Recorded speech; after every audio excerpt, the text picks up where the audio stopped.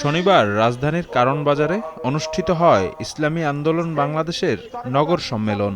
এতে অংশ নেন বিপুল সংখ্যক নেতাকর্মী। উপস্থিত আছেন বিশেষ অতিথি হিসেবে সম্মেলনে অংশ নেন বৈষম্য বিরোধী ছাত্র আন্দোলনের মুখ্য সমন্বয়ক আব্দুল হান্নান মাসুদ। বলেন, আওয়ামী লীগের সঙ্গে মিলে যাচ্ছে বিএনপির ভাষা, ফ্যাসিবাদের নতুন চরিত্র দেখছে দেশ। এই কারওয়ান বাজারের প্রতিটি সবজি দোকান থেকে তারা চাঁদাবাজি করছে, এখানকার প্রতিটি রিকশাওয়ালার থেকে তারা চাঁদাবাজি করছে। যেই চাঁদাবাজি আওয়ামী লীগ করত, যেই চাঁদাবাজি ছাত্রলীগ করত, যেই চাঁদাবাজি যুবলীগ করত, এখন আপনারা সেই চাঁদাবাজির হাত হস্তান্তর করে নিজেদের হাতে নিয়েছেন। তাদের ভাষার সাথে আওয়ামী লীগের ভাষা মিলে যাচ্ছে। আপনাদের লক্ষ্য উদ্দেশ্যের সাথে দিল্লির দালালদের লক্ষ্য উদ্দেশ্য মিলে যাচ্ছে।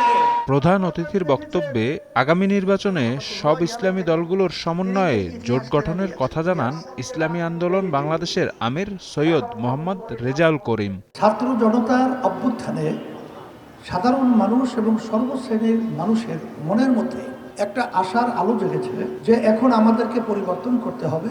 সেই হিসাবে আমি বলবো, আসেন এই দেশ যারা আমরা ভালোবাসি, যারা আমরা মুসলমান ইসলামকে ভালোবাসি, যারা আমরা মানবতার পক্ষে অবস্থান তৈরি করেছি, আমরা সবাই একত্রিত হয়ে এই অবস্থার পরিবর্তন দেশের জন্য আমি আহ্বান করব। আসেন, এই শান্তি একমাত্র যে নীতি আদর্শ, তার নাম হলো ইসলাম। সম্মেলনে আগামী 2 বছরের জন্য ইসলামী আন্দোলন ঢাকা মহানগর উত্তর শাখার নতুন কমিটি ঘোষণা করা হয়।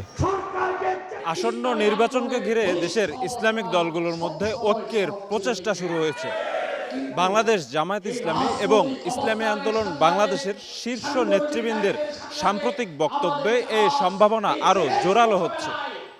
এখন দেখার বিষয় কোন রূপরেখায় তাদের মধ্যকার এই ঐক্য প্রতিষ্ঠিত হয়। এজন্য অপেক্ষা করতে হবে আরও কিছুদিন। শফিক মুন্সি, সময় সংবাদ, ঢাকা।